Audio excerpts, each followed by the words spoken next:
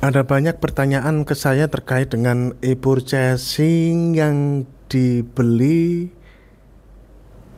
penyedianya sama itu-itu saja.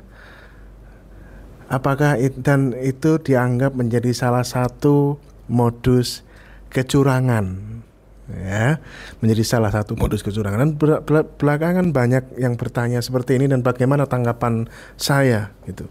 Selaku penulis buku kerja e-purchasing, pertama yang ingin kita sampaikan, filosofi dasar orang melakukan transaksi jual beli. Istilah pengadaan itu kan istilah kita. Kalau di luar namanya apa coba? Pengadaan barang jasa itu kalau di luar namanya apa, rekan-rekan? Coba komen. Ya, transaksi jual beli kan? Ya, atau nama yang lain. Beli di online shop. Coba namanya apa kalau di luar? Gak pakai istilah pengadaan. Emangnya kalau masyarakat, kalau saya ngomong pengadaan itu langsung paham gitu. Tapi kalau saya ngomongin transaksi jual beli, langsung paham nggak masyarakat, rekan-rekan semuanya? Kita harus menghubungkan ke situ ya rekan-rekan ya, karena kita menggunakan uang rakyat, bukan uang kita sendiri, uang rakyat. Rekan-rekan semuanya, bahwa filosofi orang transaksi jual beli adalah beli ke pelanggan. Benar atau tidak? Komen deh. Ya. Filosofi orang transaksi jual beli adalah beli ke pelanggan. Jadi kalau bahasa kita itu beli ke itu aja, itu karena kita sudah dirusak dengan otak-otak tender. Yang tendernya sendiri tidak salah, ya, tidak ada yang salah dengan mekanisme tender. Tender karakteristiknya memang juga begitu, dimana memilih pelaku usahanya dengan melalui kompetisi yang sifatnya tertutup dalam sebuah platform. Siapapun bisa ikut, tapi kompetisinya tertutup. Namanya kompetisi. Tapi kalau transaksi jual beli biasa yang bukan tender, ya, oleh karena kita sudah sekian belas tahun bergerak di area tender, begitu melakukan e-purchasing, cara berpikir tendernya nggak bisa hilang. Gitu, cara berpikirnya nggak bisa hilang. Buktinya sampai sekarang juga berapa pimpinan leader kita senangannya masih ngomong lelang. E-purchasing itu loh ngomongnya lelang gitu loh. Rekan-rekan semuanya, e-purchasing ya e-purchasing, bahkan pengadaan itu tidak ada kata lelang, tidak ada lelang. Itu adalah menjual suatu aset keluar yang dilakukan oleh KPKNL, Kementerian Keuangan, atau dilakukan oleh museum-museum itu misalnya ya. Nah, rekan-rekan semuanya, transaksi jual beli atau pengadaan barang jasa, filosofi dasarnya adalah beli ke pelanggan. Secara konteks strategi, kita sering sampaikan bahwa sebaiknya kalau punya pelanggan ya jangan satu, tapi konteksnya bukan konteks peraturan. Pak wajib kak, Pak nggak wajib pak, kalau salah hukumannya apa nggak? Itu namanya konteks peraturan.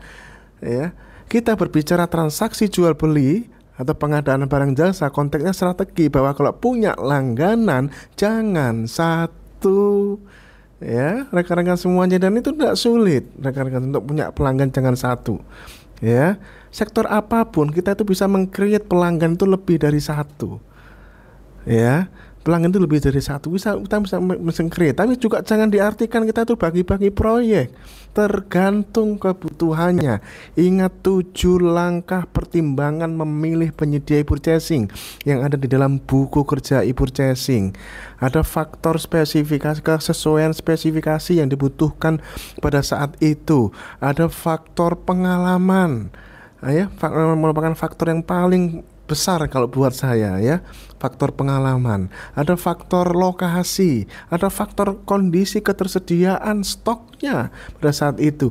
Ada faktor waktu cepat, waktu sedang, waktu lama, ya. Ada faktor garansi purna jual. Ada banyak faktor rekan-rekan semuanya, selain dengan faktor harganya itu sendiri. Sehingga rekan-rekan semuanya, kalau punya pelanggan sekali lagi ya jangan satu. Tapi kalau kita transaksi kepada pelanggan itu aja, itu salah? Ya tidak salah. Justru itu filosofi dasar otak manusia ketika melakukan transaksi jual beli adalah beli ke pelanggan, ya.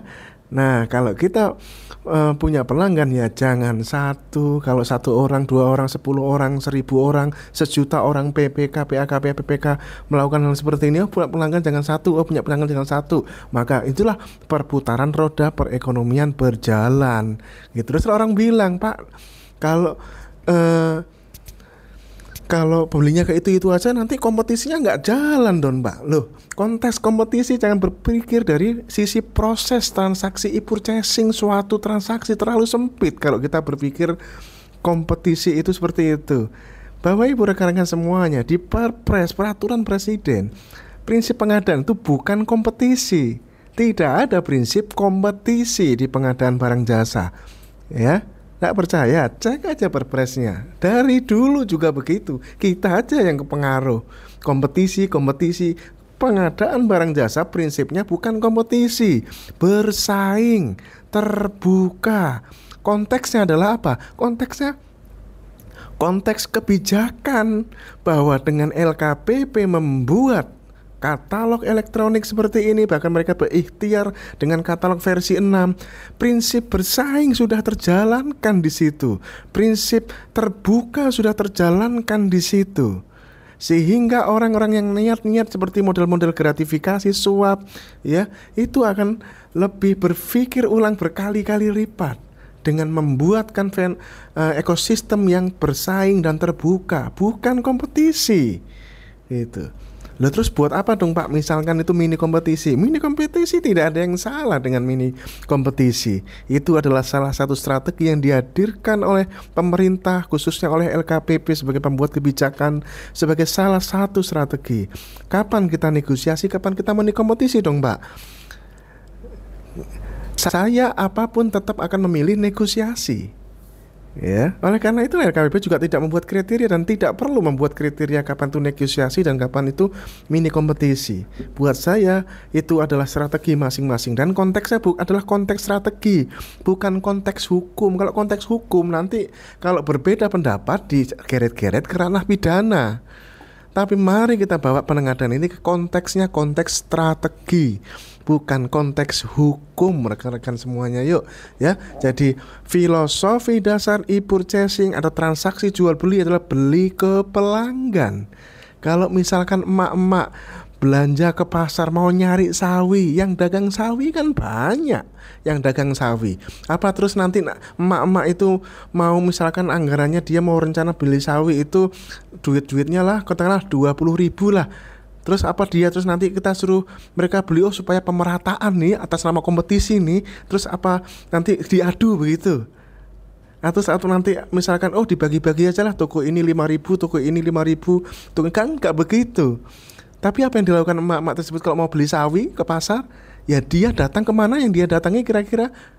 Ya ke pelanggan dia, pedagang yang biasa jual sawi, yang biasa sebelumnya dia pernah beli. Dan itu hal yang wajar, rekan-rekan semuanya. Kita hanya, kenapa kok kita berpikir seperti ini? Karena kita sudah terracuni dengan